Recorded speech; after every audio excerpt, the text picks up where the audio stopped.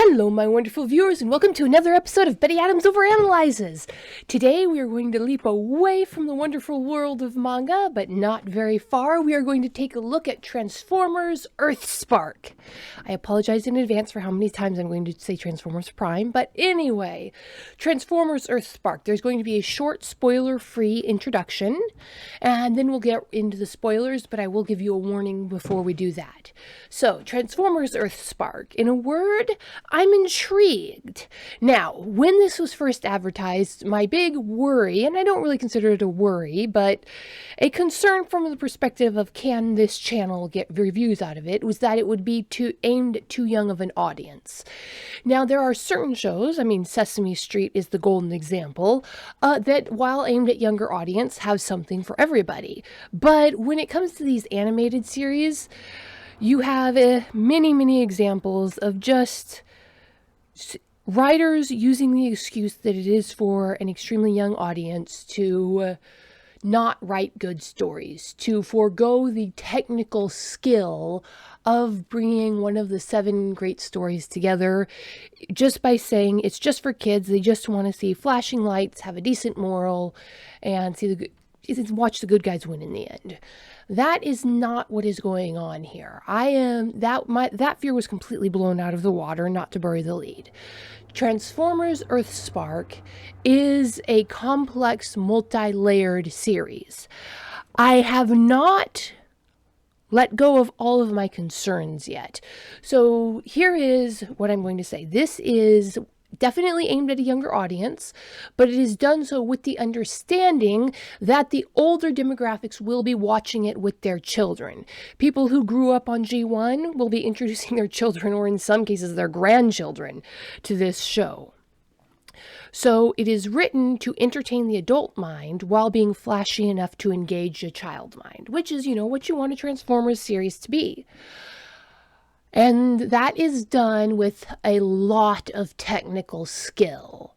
The one thing that I am afraid of is that after this first 2 episodes, the series might go downhill for lack of a soul. And again, I'm not sure that's going to happen. This is just my paranoia speaking. I've been burned one too many times. These first 2 episodes just had a hint of being written by somebody strictly following the rules and producing a decent episode, but not really knowing what the soul of the thing was about. I don't know, maybe Black Adam would be a good example of that. Just very technical skilled, a good show. I don't think that's going to happen, though. I'm actually fairly optimistic, but I haven't seen enough evidence to say confidently that it wouldn't.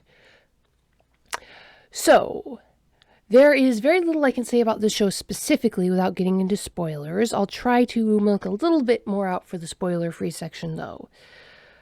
The characters all appear to be multidimensional. All the ones that we've seen so far. No one appears to be one note.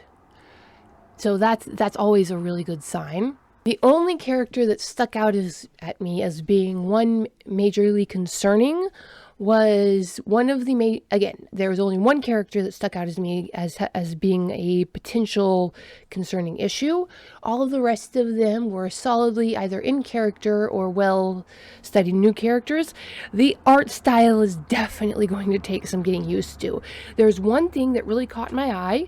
It's new. I don't know what exactly to think of it. I like the visual presentation, but it definitely took me out of the story and caused me to stop and analyze the art style, which isn't really a good thing when you're telling a story. But it caused me to analyze it because I enjoyed it, and it's this. The blasts from the energy weapons are done in a very old-timey style. They really do look like they're painted cells rather than the CGI that the characters in the backgrounds are done in. This is so artistically integrated with the rest of the visuals that it had to have been a deliberate choice. And I'm pretty sure that I'll just get used to it and integrate it as this art style. So I'm not complaining about it. It's nothing wrong, but it did yank me out of the story. This superimposition of the old 2D cell art on the CGI. The other thing about the art style that really struck out to me is that the buildings and structures are all extremely realistic.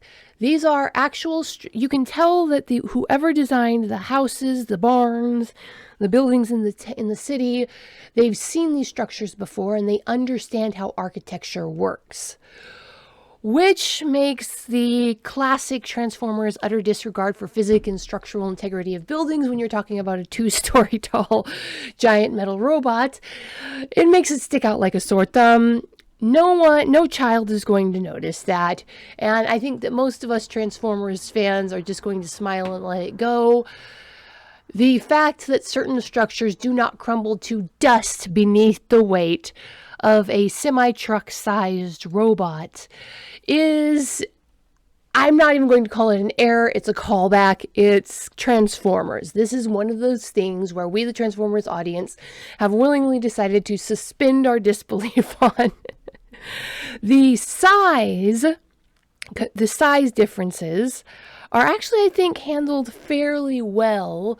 I didn't notice any one form of any one Transformer dramatically changing size from one scene to another. Again, it's just the gravity engine is very deliberately ignoring how much a Transformer weighs. So that's the spoiler-free review. This has gotten long enough that I might just call this its own review. Okay, let's see if I got any more spoiler-free comments. The relationships between the characters, I've already touched on that. The art. Now, Transformers faces are always an issue, and these Transformers have distinctly their own style faces, especially when it comes to Optimus Prime. Again, that was jarring, but in every single Transformers I've ever watched, looking at the Optimus Prime's face the first time the mask comes off is always a jar, so that's just consistent with the series. Like I said, I do have concerns and issues with one character, but I'll get to that in the spoiler review. The villain is intriguing, but okay, I'm not saying there's anything wrong with the villain in this series, but we've seen this villain before. Not exactly this villain, but we've seen this type of villain before, and they will have to do him well, otherwise it'll just feel like a rolling over the same track of ground again. I will say this about certain characters. They're very, very true to life. This character was clearly, by the art, by how this character is presented, I'm talking past, present, future, dreams, goals. This character was clearly based on, if not one person, a conglomeration of persons that the creator has known, because I know that person. In many ways, I have been that person. And again, there will be more in the full spoiler version, but for all of the characters, except the kids, I can confidently say that these are based on real people, based solidly in reality. The kids are fairly well written. It's no secret that every Transformers generation has had issues with the human child appeal characters. I only have one issue with these two. They are significantly more mature than average in certain moments than other children, than children in real life. They are not prodigies. They're not unnaturally mature, but they chose to make these children the pinnacle of average childhood maturity. And that does jar a bit occasionally as an adult watching the show. I don't think it's going to bother the main audience though. So again, not really a criticism, but an odd choice that did cause me to stop and think. In general, I really, really enjoyed this show. I got up to pace off my delighted energy. several times, which is generally a good sign. I couldn't stop thinking about it and pondering it after it was over. I watched it through without stopping. These are all good signs that the show is going to go places. There were multiple points during the show that I stopped to either admire or ponder what was going on outside of the context of the story. The art, the characters, the story. The first 2 episodes were not fully immersive to me, and that is kind of an orange flag, but we'll see. Again, I am cautiously optimistic. This show has left me with a legacy of cautious optimism, and I really don't want to be a negatron about this, which leaves me on my final point for the spoiler-free review. These writers are acutely aware of the internet culture around Transformers Prime. They are acutely aware of every Transformers meme. And I strongly, strongly suspect that they were reading or writing Transformers Prime fanfiction about 10 years ago. Because there are certain elements in the story that were essentially fanon in the fanfiction/archive of our own section of the internet.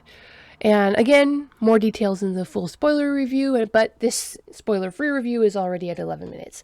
Hit that like and subscribe button. Check out the links below the video to get a copy of my Books from the Humans Are Weird series. And peace out, my wonderful viewers.